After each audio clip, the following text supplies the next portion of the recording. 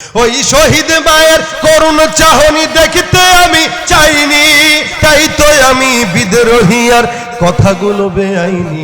স্বাধীনতা চাইনি আমি, এই স্বাধীনতা, স্বাধীনতা পাইনি আমি সেই স্বাধীনতা। জবান খুলে বলেন ঠিক কিনা? আজ স্বাধীনতা মানে লিখনির নামে ধর্মকে দেয়া গালি, শিক্ষার ঝুলি মাথায় নিয়েও বিবেক দিয়েছে বলি। আজ স্বাধীনতা যেন লিখনির নামে ধর্মকে দেয় গালি, শিক্ষার ঝুলি মাথায় নিয়েও বিবেক দিয়েছে বলি। ইচ্ছে মতো আবল তাবল বকিছে ধর্মদ্রোহী, যাহা ইচ্ছে বলবে তাহা স্বাধীনতা এত নহি। এই স্বাধীনতা নামে ধর্মে আঘাত দেখিতে আমি চাইনি, এই স্বাধীনতা নামে ধর্মে আঘাত দেখিতে আমি চাইনি, তাই তো আমি বিদ্রোহী আর কথাগুলো বেআইনি। স্বাধীনতা চাইনি আমি, এই স্বাধীনতা, স্বাধীনতা পাইনি আমি সেই স্বাধীনতা। ঠিক কিনা? আমরা বাংলাদেশের বিজয়ের 50 বছরে পদার্পণ করছি। আগামীকাল আমাদের দেশের 16 ডিসেম্বর মানে বিজয় উৎসব। বিজয় উৎসবকে কেন্দ্র করে অনেক মানুষ এখন অনেক নানান গুনাহের চিন্তা চেতনা মনে লালন করতেছে যে আগামীকাল কি করবে না করবে। সারা দেশেই বিজয় মানে আমরা মনে করি আমাদের নাচানাচি করা লাগবে, বিজয় মানে আমরা মনে করি একটু গান নাচ এগুলা করা লাগবে। অথচ বিজয় এটা আসে হচ্ছে আল্লাহর তরফ থেকে। আমরা আমাদের গায়ের জোর দিয়ে, গায়ের শক্তি দিয়ে, ক্ষমতার পাওয়ার দিয়ে কখনোই কোনো বিজয় কোনো মানুষ অর্জন করতে পারে না যদি আল্লাহ পাকের নুসরত না থাকে। এই দেশের বিজয়টাও যারা মুরব্বী আছেন তারা দেখেছেন, এই বিজয়ের পিছনে অসংখ্য মানুষের রক্ত ঝরেছে, অসংখ্য মানুষের প্রাণ গিয়েছে। এটা আমাদের শক্তির বলে আমরা অর্জন করতে পারি না, এটা আল্লাহ পাকের রহমতের বলে অর্জন করেছে। এজন্য আমরা শুরুতেই তাদের জন্য দোয়া করি যাদের কারণে, যাদের ত্যাগে আমরা এই দেশের স্বাধীনতা পেয়েছি, বিজয় অর্জন করতে পেরেছি। আল্লাহ পাক যেন তাদের কবরকে জান্নাতের উচ্চ মাকাম দান করেন, বলেন আমিন। বিজয় মানেই শুধু শহীদ মিনারে ফুলের তোড়া দেওয়ার নাম নয়, বিজয় মানেই নাচ গান ফুর্তি করে সারা দেশে পতাকা লাগিয়ে উৎফুল্লতা করার নাম নয়। বিজয় এটা আল্লাহর তরফ থেকে যেহেতু আসে, এই জন্য বিজয় উৎসব যদি পালন করতে হয় সেটা আল্লাহ পাকের শুকরিয়া আদায়ের মাধ্যমেই পালন করা লাগবে। কিন্তু আমাদের দেশের বিজয় আমরা অন্যভাবে পালন করি, এটা হচ্ছে দুঃখের। অনেক জায়গায় অনেক মানুষ অনেক চিন্তা চেতনা নিয়ে বসবাস করতেছে, যারা প্যান্ডেল করবে, আগামীকাল নাচ গান করবে, ফুর্তি করবে। ঠিক এই সময় আপনারা কিছু মানুষরা, যুবক ভাইরা মিলে আজকের এই প্রোগ্রামের আয়োজন করেছেন। ইনশাআল্লাহ আল্লাহ পাকও আপনাদেরকে ইসলামের জন্য কবুল করুক, বিজয় দান করুক, বলেন আমিন। যদিও আমরা স্বাধীনতায়, এই দেশের স্বাধীনতায় আমরা এই পর্যন্ত অর্জন করতে পেরেছি, এসেছি 50 বছর হয়ে যাচ্ছে, তা আমরা প্রকৃত পক্ষে যতটুকু স্বাধীনতা আমাদের পাওয়া দরকার ততটুকু পেয়েছি কিনা এটা আমরা সবাই জানি। আজকে আমাদের এই দেশে নগ্নতার স্বাধীনতা আছে, কিন্তু ইসলামের ক্ষেত্রে চলার জন্য যতটুকু স্বাধীনতা দরকার, হক কথা বলার যতটুকু স্বাধীনতা দরকার ততটুকু স্বাধীনতা এখনো আমরা অর্জন করতে পারিনি।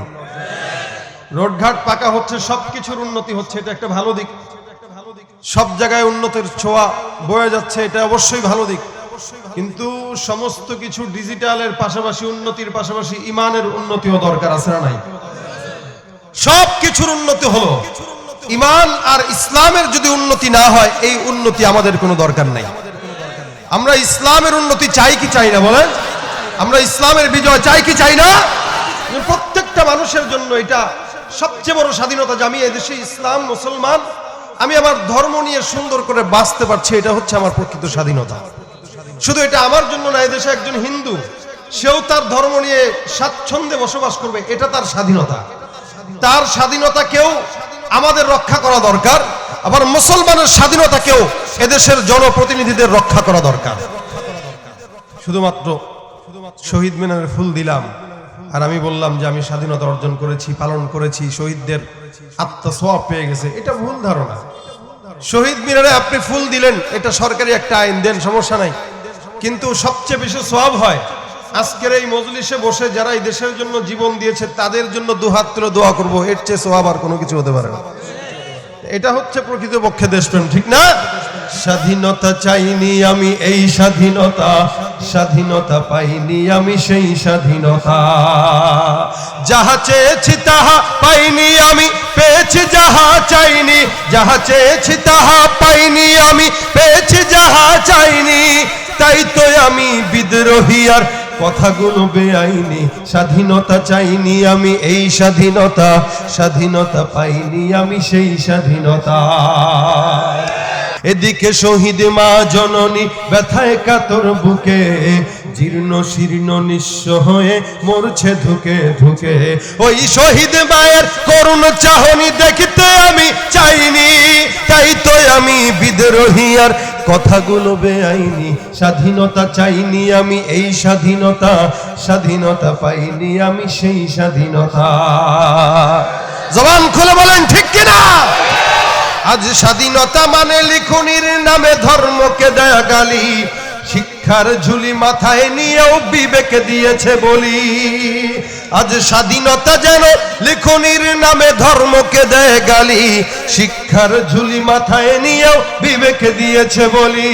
ইচ্ছে মতো আবল তাবল বকিছে ধর্মদ্রোহী, যাহা ইচ্ছে বলবে তাহা স্বাধীনতা এত নহি।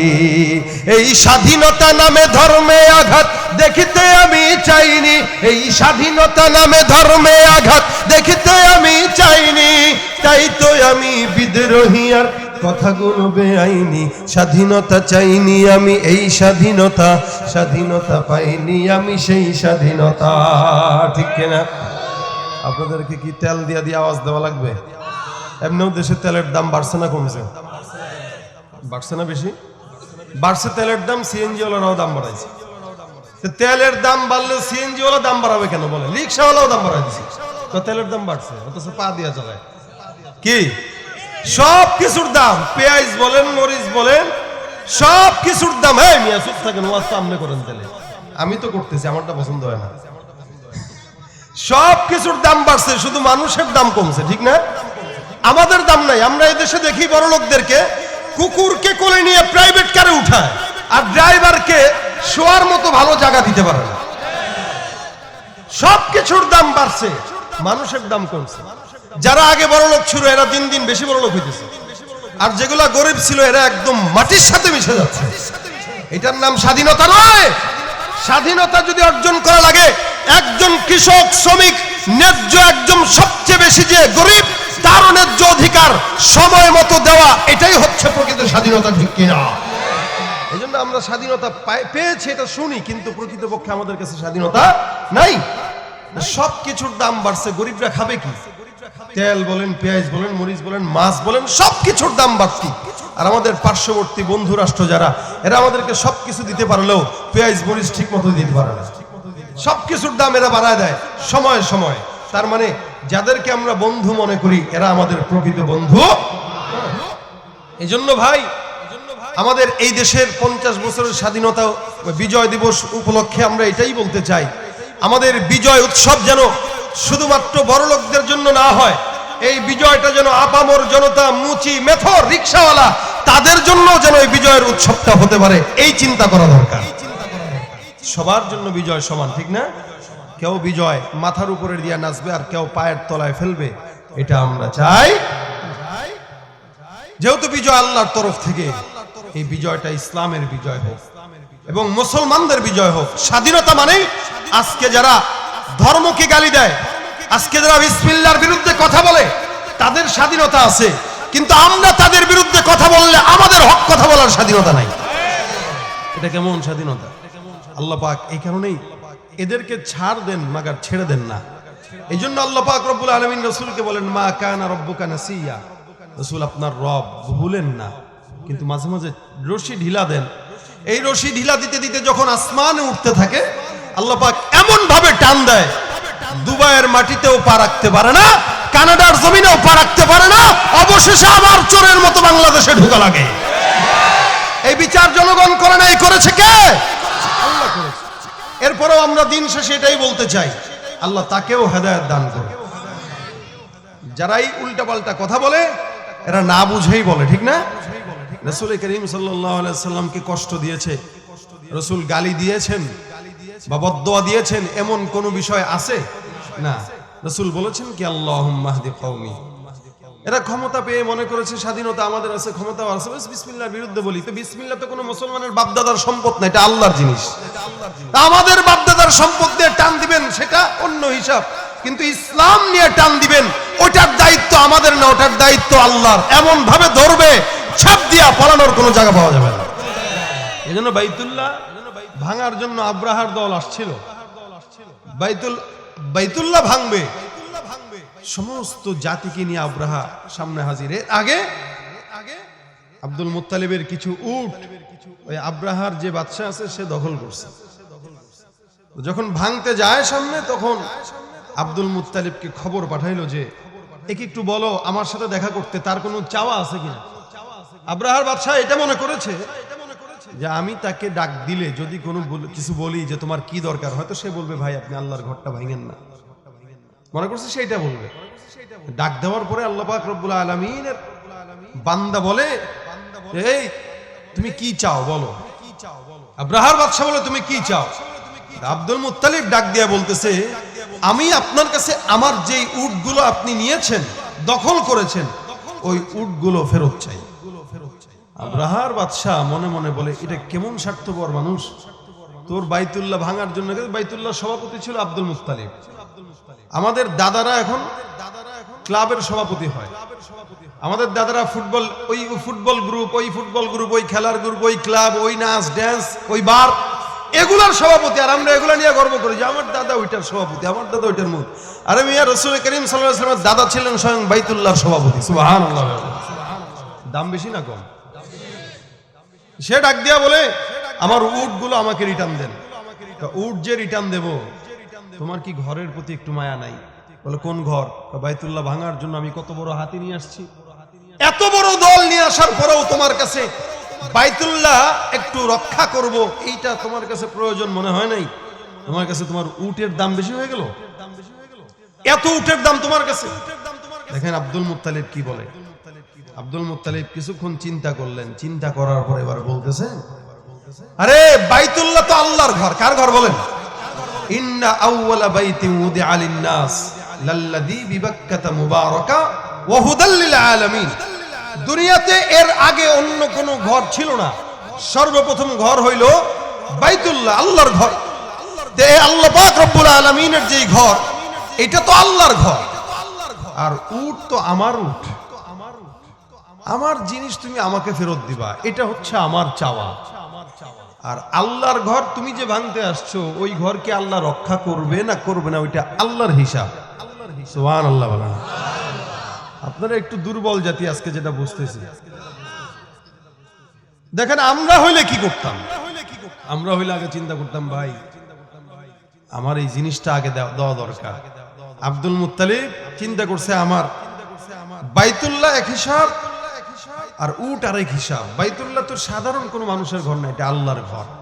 আর আব্দুল মুত্তালিবের এই কথা শোনার পর আব্রাহা চিন্তা করছে এটাই যে এই লোকটা সেলফিশ, স্বার্থপর মানুষ, আল্লাহর ঘরের প্রতি তার কোনো মায়া নাই। কিন্তু আব্দুল মুত্তালিবের এত দুনিয়ার মানুষ আসুক, ভাঙার কোনো শক্তি নাই। আব্দুল মুত্তালিব বলে আপনি আমার উট নিয়ে গেছেন, উটের মালিক আমি, আর ঘরের মালিক আল্লাহ। তো ঘর যার সে হেফাজত করবে, উট আমার, উট আমি হেফাজত করতেছি, তো আপনি যারটা তাকে দিয়ে দেন।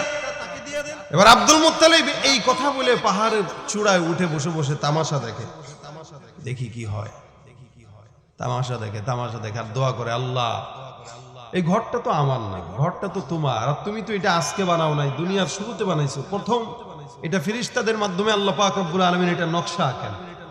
তারপরে ফেরেশতারা আসার পরে আদম পয়গম্বরকে দিয়ে এটার ঘর উঠান। এরপরে বহুদিন এটা নিশ্চিহ্ন ছিল, এরপরে আবার ইব্রাহিম পয়গম্বরকে দিয়ে সেটার পুনর্জীবন দান করেন। এই যে এই ঘরটা কোথায়? স্বয়ং বাইতুল্লাহর উপরে বাইতুল মামুর একটা ঘর আছে, সেটা হচ্ছে ফেরেশতাদের তওয়াফের জায়গা। রাসূল বলেন ওই ঘরটা যদি ছেড়ে দেওয়া হয় সরাসরি বাইতুল্লাহর উপরে পড়বে, মানে সরাসরি আসমানে আল্লাহর ফেরেশতারা তওয়াফ করে আর সরাসরি নিচে জমিনে আল্লাহর বান্দারা তওয়াফ করে। সুবহানাল্লাহ। মানে 24টা ঘন্টা আল্লাহ পাকের তওয়াফে কোনো না কোনো বান্দা আছে। আমরা করোনার সময় একটা ভিডিও দেখেছিলাম যে বান্দারা তওয়াফ নাই কিন্তু আসমানের পাখিরা তওয়াফ করতেছে আল্লাহর ঘর। সুবহানাল্লাহ। আস্তে কয় একটা সেকেন্ডের জন্য কোনোদিন আল্লাহ পাকের এই ঘর এক সেকেন্ডের জন্য কোনোদিন তওয়াফ বন্ধ হয় না। এটা হচ্ছে কুদরত। আব্দুল মুত্তালিব দোয়া করে, আল্লাহ ঘরের মালিক তুমি, তোমার কাছে বিচার দিয়া দিলাম, যদিও আমার কাছে আজকে করার মতো কোনো উপায় নাই, শক্তিও নাই, সামর্থ্যও নাই, আমি যদি আব্রাহার দলের সঙ্গে বিরোধিতা করে আমার মরা লাগবে, কিন্তু মালিক তুমি তো আছো, ঘরটাও তো তোমার।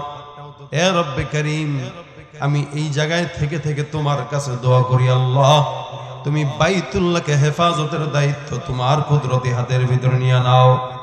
ঠিক তেমনি ভাবে যারা ইসলামের বিরুদ্ধাচারণ করে তারা মনে করে ইসলামটাকেই মনে হয় ফু দিলেই নিভায় দিতে পারবে, কিন্তু না না, তারা যেই ফুটা ইসলামের আগুনের ভিতরে দেয়, যতবার দেয় ততবার ইসলামের আগুনটা আরো দাও দাও করে জ্বলে ওঠে, ঠিক কিনা? এই জন্য বেঈমানের বাচ্চারা যত ইসলামের বিরুদ্ধাচারণ করুক, আল্লাহ বলেন ইসলামটা আমি আল্লাহর মনোনীত ধর্ম, তোদের বাপ দাদারাও পারে নাই, ইনশাআল্লাহ কিয়ামত পর্যন্ত তোরা পারবি না, ঠিক কিনা? রাসূলের জামানা থেকে আবু জাহেল বা সাইবা ইসলামের বিরুদ্ধাচারণ করেছে, তারা টিকতে পারে নাই। অসংখ্য বেঈমানেরা টিকতে পারে নাই। আর বর্তমানে কিছু বেঈমানের দলেরা এরা মনে করছে ইসলামের বিরুদ্ধাচারণ করে টিকবে। আল্লাহ বলেন এই ইসলামটা আমি আল্লাহ নিজেই মনোনীত করলাম, এই কারণে ইসলামটার হেফাজতের দায়িত্ব আমার কুদরতের হাতের ভিতরে নিয়ে নিলাম। সুতরাং এটার দায়িত্ব আমি আল্লাহর কাছে কেউ এমনি ফু দিয়া নিভাই দিতে চাইলেই সম্ভব নয়। আমরা আল্লাহর কাছে দায়িত্ব দিলাম, আমাদের কাছে ক্ষমতা নাই, আমাদের কাছে পাওয়ার নাই, আমাদের কাছে টাকা নাই, কিন্তু আল্লাহর কাছে সব ক্ষমতা। এই জন্য যে কোনো বেঈমানেরা ইসলামের বিরুদ্ধাচারণ করবে, আমাদের কাজ হলো প্রতিবাদ করা, আমরা করব, বাকি সব কিছু দায়িত্ব কার হাতে? কি হবে নামাজ রোজা ইমানদারির বড়াই করে, যদি ওই খোদার কোরআন নর্দমাতে থাকে পড়ে? কি হবে কিতাবাদির তালিম দিয়ে মাদ্রাসাতে, যদি ওই খোদার কোরআন নিষিদ্ধ হয় আদালতে? কাফনের কাপড় বাঁধায় ময়দানে আয় ছুটে আয়, কাফনের কাপড় বাঁধায় ময়দানে আয় ছুটে আয়, বিলিয়ে দে না তোদের জীবনটাকে।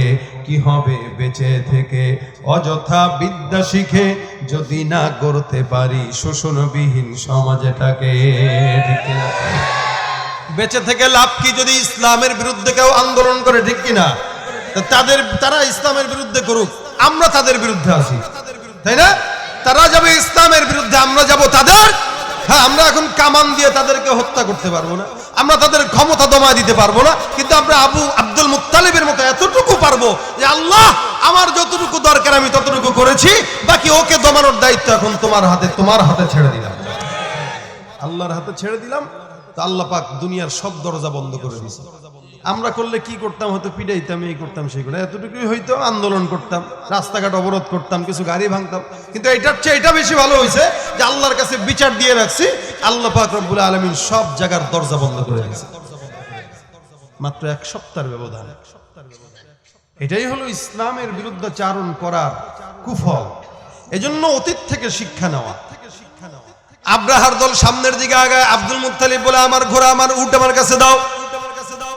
আব্রাহা মনে করছে আজকে তো ভাঙবই। আব্রাহার দল মনে করলো আব্দুল মুত্তালিবের শেষ মনের ইচ্ছাটা একটু পূরণ করে দেই, সুতরাং উট যেগুলো আছে এগুলো নিয়ে যাও।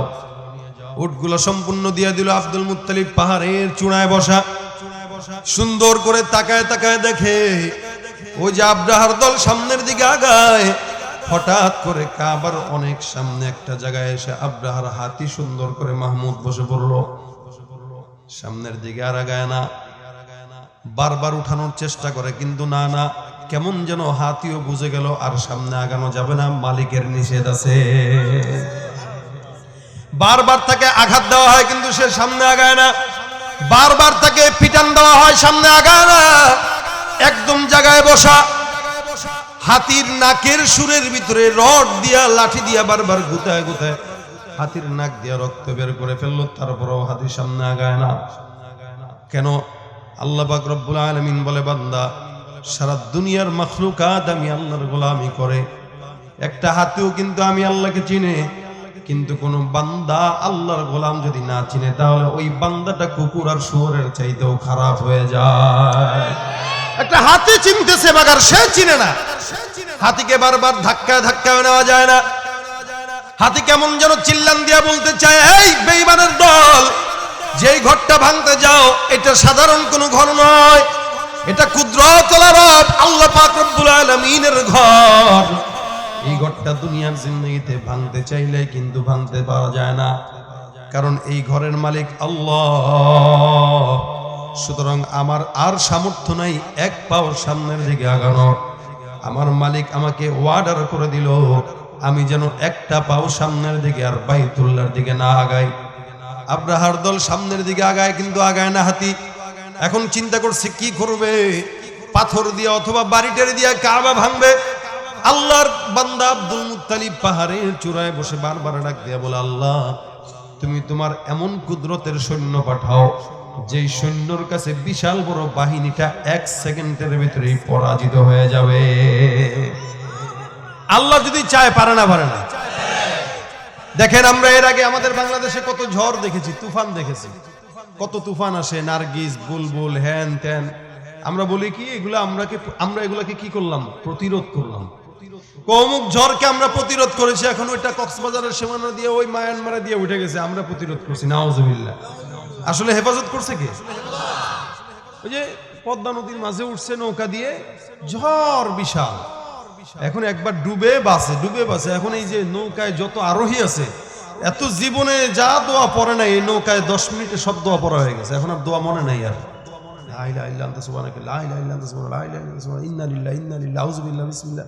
সব পড়া শেষ। যেই নৌকাটা কোনো মতে কিনারায় আসছে, শালা নাবিকটা যে ছিল রে ভাই, এই নাবিক না থাকলে আজকে বাঁচতে পারতাম। হয় না এটা?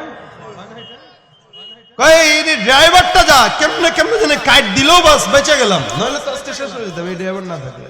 আল্লাহ কয় তুই আমাকে ডাকলি যার কারণে আমি তোরে বাঁচাইলাম, এখন তুই সব ক্যারিয়ার দিয়ে দিলে হচ্ছে এই লোকটাকে, সব কিছু দিয়ে দিলে এই লোকটাকে, নাবিকটাকে। এটা তো আল্লাহর সঙ্গে কুফরি করা হয়ে গেল, ঠিক না? বাঁচাইলো আল্লাহ, এখন সবকিছু দেয় এই ড্রাইভার আর নাবিকের উপরে। দেখেন আল্লাহ পাক রব্বুল আলামিন বান্দাকে, আমরা বলি প্রতিরোধ করি, ঝড় প্রতিরোধ করি, ভূমিকম্প প্রতিরোধ করি। আল্লাহ বলেন ঠিক আছে, তোমরা যখন সবকিছু প্রতিরোধ করতে পারো, এখন আমি এমন একটা সৈন্যবাহিনী পাঠাবো যেটা প্রতিরোধ করতে পারবা না, দেখবাই না চোখের প্রতিরোধ করবা কি? অজনুদান লাম তারাওহা। আল্লাহ পাক বলেন এমন সৈন্যবাহিনী পাঠাবো যেটা তারা চোখ দিয়া দেখতে পারবে না। ওটা কি? Corona virus. চোখে দেখা যায় আর কথা বলো, দেখা যায় কিন্তু ভিতরে ভিতরে সারা বিশ্বকে দুর্বল বানায় দিছে না? আচ্ছা বলেন কেউ রুখতে পারছে? একবার ফাইজার, একবার মডার্না, একবার সেই সিনোফার্ম, আরেকবার হ্যান ত্যান, কত স্ট্রেজেনিকা টিকা মিকা দিয়ে অস্থির বানায় ফেলছে। এরপর অমিক্রন আসছে, আসে নাই? আল্লাহ কয় তুই কত টিকা বাইর করবি, আমি এর চাইতে আরো বেশি দিব। এক একটা নাম, ডেল্টা, ফেল্টা, প্রিমোকান, হ্যান ত্যান, নাম একটার পর একটা আসতেছে। আরে চোখে দেখা যায় না, গোপনে গোপনে সব ধ্বংস করে দিল। আল্লাহ বলেন ওয়াজুনুদান লাম তারাওহা, যখন তোমরা সবকিছু প্রতিরোধ করার ক্ষমতা রাখবা, তখন এমন সৈন্য পাঠাবো যেটা চোখেই দেখবা না, প্রতিরোধ করা তো দূরের কথা। সারা বিশ্ব এখন চুপচাপ হয়ে গেছে। এটা হচ্ছে আল্লাহ পাকের পাওয়ার। আল্লাহ পাক চাইলে নমরুদের মতো বাদশাকে ল্যাংড়া মশা দিয়ে মারছে। কেন জানেন? তুই যত বড় সম্মানী, তোরে তার চাইতে বেশি অসম্মানী প্রাণী দিয়ে মারবো। মানুষে কয় না যে ভাই আমার যে সম্মান, আমি ওরে মাইরা কি হাত নষ্ট করব, বলে না? আবার অনেকে বলে কি যে আরে ওর মতো মানুষরে আবার আমার মারা লাগে, আমি তো আমার সিসকা ইঁদুর যেগুলো আছে এগুলো পাঠাবো, ওরে সাইজ করে দিতে। আল্লাহ পাক বলেন ওর মতো বাদশা, যত বড় বাদশা হোক, ওরে আমার সাইজ করতে কি এত বেশি কিছু লাগে? একটা মশা, তাও ন্যাংরা, ও যেন বলতে পারে যে আল্লাহ মরাটা এত এরকম দুঃস্বপ্ন ভাবে, অপদস্থ ভাবে হবে, এইটা তো কল্পনা করতে পারি। তাও কেমনে? জুতার বাড়ি খেয়ে কি ঠিক না? জুতার বাড়ি, এটাকে সে ঔষধ মনে করে খাইছে। আল্লাহ খাওয়াইলাম তো জুতার বাড়ি। আমাদের দেশের কিছু যুবকেরা দেখেন না, সিরা প্যান্ট পরে আধুনিকতা মনে করে, কিন্তু আল্লাহ কয় এটাই ফকির, কে ঠিক না? তোরা আমি ফকিরই বানায় ছাড়বো, কিন্তু তুই এটাকে আধুনিকতা মনে করবি। যার কারণে সিরা প্যান্ট, যেটা আগে টাকা দিলে কেন ফ্রি দিলেও পড়তাম না, ওইটা এখন 3000 টাকার বিনিময়ে পড়ে। আল্লাহ বলে পড়াইছি ফকিরার জিনিস, কিন্তু ও মনে করতেছে আধুনিকতা। আল্লাহ কয় আমি তোর জুতার বাড়ি খাওয়াইছি, খাওয়াই তো দিছি জুতার বাড়ি, তুই তো মনে করতেছ ওটা ওষুধ, আসলে তো ওষুধ না, আসলে লাঞ্ছনা। ঠিক না? আল্লাহ চাইলে সব পারে। আব্রাহার দল সামনে আগায়, আব্দুল মুত্তালিব দোয়া করে, আল্লাহ এখান থেকে তুমি তোমার কুদরতের খেলা দেখায় দাও। রব্বুল আলামিন পাঠায় দিলেন। আব্রাহার সৈন্যবাহিনী দূর থেকে তাকায় দেখে বিশাল বড় ঝাঁক সামনের দিকে আগায়। কেমন ঝাঁক? বলে আসমানের ভিতরে মেঘের মতো কালো টুকরা সামনের দিকে আগাইতেছে। এরা মনে করছে ঝড় আসছে, তুফান আসছে। এরা ভয় পেয়ে গেল, কিরে এরকম কালো মেঘ কোনোদিন দেখি নাই।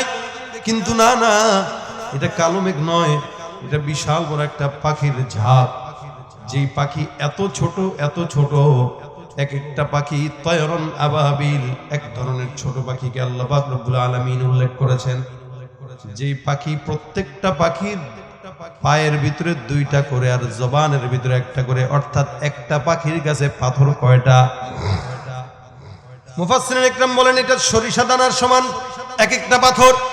সরিষা যতটুকু ছোট, পাথরগুলো এতটুকু ছোট, কারণ পাখিটাও ছোট, পাথরগুলোও ছোট। দুই পায়ে দুইটা পাথর, ছোটের ভিতরে একটা পাথর। এই তিনটা করে পাথর নিয়ে প্রত্যেকটা পাখি এক একজনকে মারবে। মুফাসসিরিন ইকরাম বলেন প্রত্যেকটা পাথরের ভিতরে সমস্ত বেঈমানগুলোর নাম উল্লেখ করা আছে, অর্থাৎ ধরা খায় গেছিস, আল্লাহর দরবারে তোর নামটা উঠে গেছে। যতই পালাও লাভ নাই, জাহান্নাম ছাড়া আজকে আর কোনো উপায় নাই।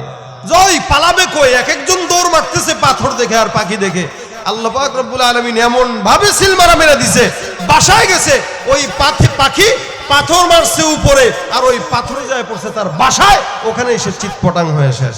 আব্দুল মুত্তালিব দেখে আর হাসে, কয় বাবা বাবা, আমি এখান থেকে দোয়া করছি, আল্লাহ তুমি ওখান থেকে কবুল করছো। আর এক একটা বেঈমানদেরকে ছোট্ট ছোট্ট পাথর যেটা চোখে দেখা যায় না, ওগুলা পড়ার সাথে সাথে এক একটা শেষ নগদে দুনিয়ার জমিনে বাঁচানোর কোনো স্বপ্ন তাদের দেখার সম্ভাবনা নাই। এটা আল্লাহ পাক রব্বুল আলামিনের কুদরত। আল্লাহ চাইলেই বেঈমানদেরকে এইভাবে ধ্বংস করতে পারে না, পারে না।